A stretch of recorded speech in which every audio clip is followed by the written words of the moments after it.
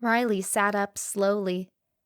She couldn't see through her right eye. It was swollen shut, but she knelt beside the flames and reached out a hand to touch them. They nipped at her fingers like baby snakes and sent a rush of excitement down her spine. She scooped them up. They swayed gently in the scorching heat and then swallowed both of her hands. Her skin prickled, but it didn't burn. Riley learned about her gift when she turned 3.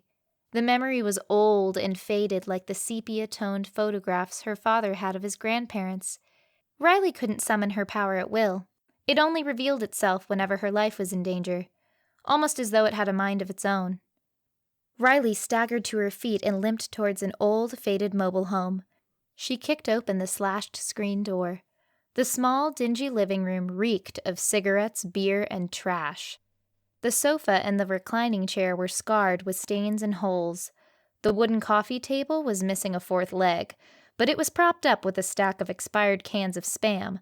The TV on top of it was so old that it could barely play DVDs. Online streaming was a foreign concept to Riley's dad, and he didn't care much for it. Even though she fought long and hard with him, he refused to part with the shabby, outdated furniture. Every piece of it reminded him of Caroline Bell. She tossed a disgusted glance around the messy room and headed down the long, narrow hallway towards the only functional bathroom in the house. The other one had been under construction for the past 7 years. Riley looked in the mirror and cringed at the sight of her bluish-black face. Her right eye resembled a squashed blueberry.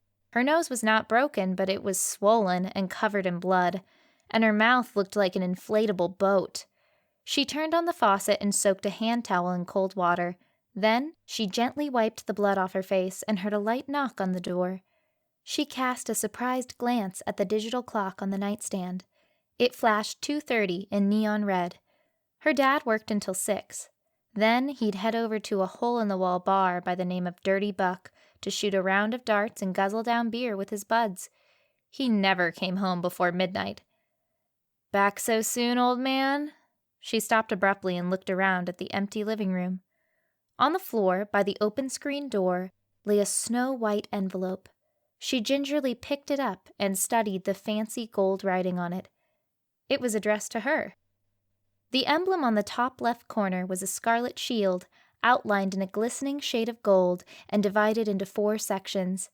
Each section represented a symbol for fire, water, air, and earth.